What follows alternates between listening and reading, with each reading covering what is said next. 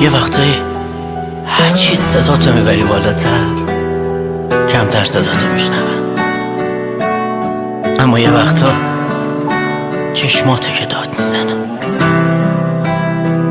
الان چشمام باهات حرف داره،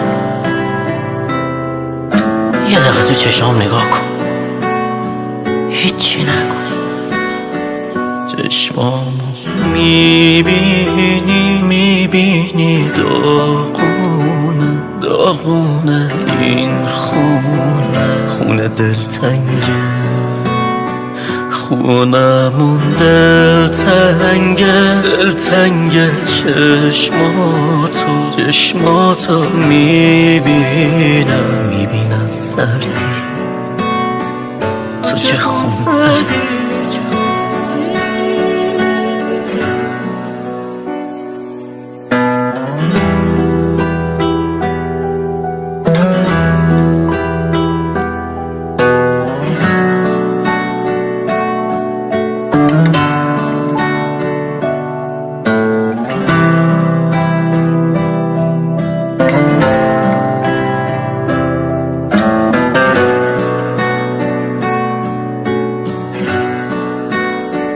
انگار اصلا نمیدونی با خودم گیرم، از چی دلگیرم تو خودم میرم، ولی چشمات که میدونه تو یه بی اعصاب، من یه دیوونه، من بی تقصیر.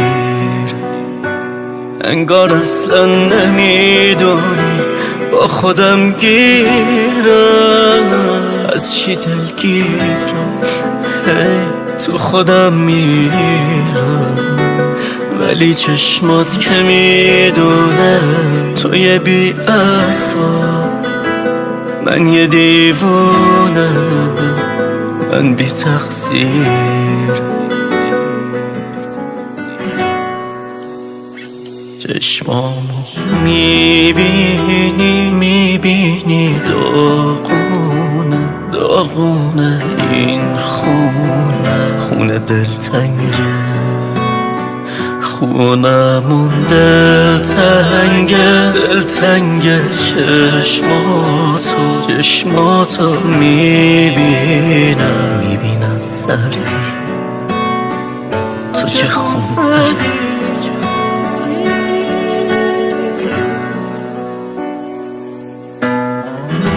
شنیدی چی گفتم؟ نه مثل تو صدامو بردم بالا، نه مثل من به تک تک حرفام گوش دادی.